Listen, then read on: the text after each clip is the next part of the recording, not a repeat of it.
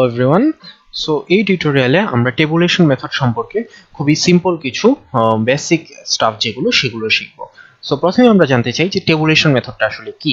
So tabulation method হচ্ছে আমাদের Boolean সিম্পলিফিকেশনের এমন একটা মেথড যে মেথড দিয়ে কিনা আমরা একটা ফাংশন যেখানে কিনা ভেরিয়েবলের সংখ্যা অনেক বেশি এই ধরনের ফাংশনকে মিনিমাইজ করতে পারবো।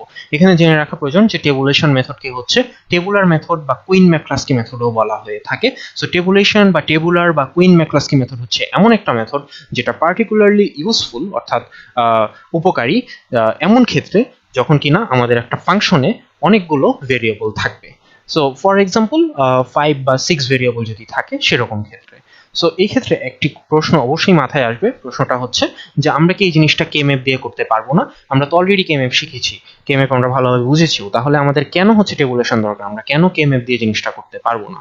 সো আনসার হচ্ছে অবশ্যই আমরা কে ম্যাপ দিয়ে জিনিসটা করতে পারবো, কিন্তু কে ম্যাপ দিয়ে আমরা যখন এই ধরনের ফাংশনকে মিনিমাইজ করতে চাই, যে ফাংশনে অনেকগুলো ভেরিয়েবল আছে, তখন দেখা যায় আমাদের কে ম্যাপটা সিগনিফিকেন্টলি বড় হয়ে যায়। যেমন আমরা যদি একটা 5 ভেরিয়েবলের ফাংশনকে কে ম্যাপ দিয়ে সিম্পলিফাই করতে চাই, তাহলে দেখা যাবে সেখানে 32টা স্কোয়ার হচ্ছে, বা 6 ভেরিয়েবলের ক্ষেত্রে 64টা স্কোয়ার হচ্ছে।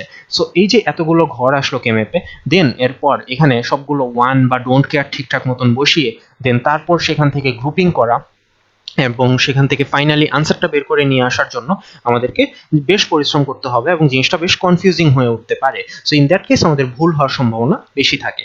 বাট টেবুলেশন মেথডে আমরা দেখতে পাই যে টেবুলেশন মেথডে আমরা এই যে বেশি সংখ্যক ভেরিয়েবল থাকলেও আমরা প্রবলেমটা খুব সুন্দরভাবে সলভ করে ফেলতে পারি। ইভেন দো আমাদের যে টেবুলেশন মেথড নিজেও কিন্তু যথেষ্টই বড় একটা প্রসিডিউর, কিন্তু তারপরেও টেবুলেশন মেথডে একটা নির্দিষ্ট স্টেপ বাই স্টেপ ওয়েতে হচ্ছে আমরা প্রবলেমটা সর্ট আউট করি।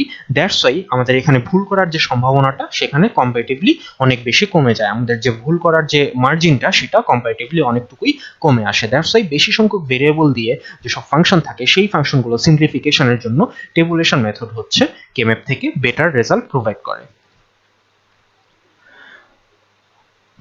হাউএভার এখানে আসলে আমাদের বলে দেওয়া প্রয়োজন যে আমরা এই আমাদের সামনে যে এক্সাম্পলগুলো দেখবো সেই এক্সাম্পলগুলোর জন্য কিন্তু আমরা বেশি সংখ্যক ভেরিয়েবল দেখাচ্ছি না, আমরা আসলে 4 ভেরিয়েবল দিয়েই এক্সাম্পলগুলো দেখাচ্ছি। দ্যাটস বিকজ আমরা যদি বেশি সংখ্যক ভেরিয়েবল দিয়ে দেখাই, 5 বা 6 ভেরিয়েবল দিয়ে বা আরো বেশি সংখ্যক ভেরিয়েবল দিয়ে, তাহলে আমাদের প্রবলেমগুলো কম্পারেটিভলি অনেক বেশি বড় হয়ে যাবে, অনেক বেশি বড় হয়ে যেতে পারে। সো যেহেতু আমাদের আসলে এত বড় প্রবলেম ক্রিয়েট করার দরকার নেই, দ্যাটস ওয়াই হচ্ছে আমরা এখানে 4 ভেরিয়েবল দিয়েই প্রবলেমগুলো দেখাচ্ছি। তবে তোমাদের এটা নিয়ে কোনো দুশ্চিন্তা করার কোনো কারণ নেই, বিকজ হচ্ছে তোমরা যদি 4 ভেরিয়েবলের যে প্রবলেমগুলো আছে এই প্রবলেমগুলো যদি শিখতে পারো, তাহলে ডেফিনেটলি তোমাকে যে কোনো ভেরিয়েবলের যে কোনো ফাংশনেই যদি দেওয়া হয়, যত সংখ্যক ভেরিয়েবলই থাকুক না কেন, সেগুলো সবই তুমি সলভ করতে পারবে। সো হোপফুলি আমরা সামনে আমাদের যে টিউটোরিয়ালগুলো আছে সেগুলো এনজয় করব। সো আমাদের ইন্ট্রোডাকশন যে টিউটোরিয়ালটা সেটা এই পর্যন্তই। Thank you very much.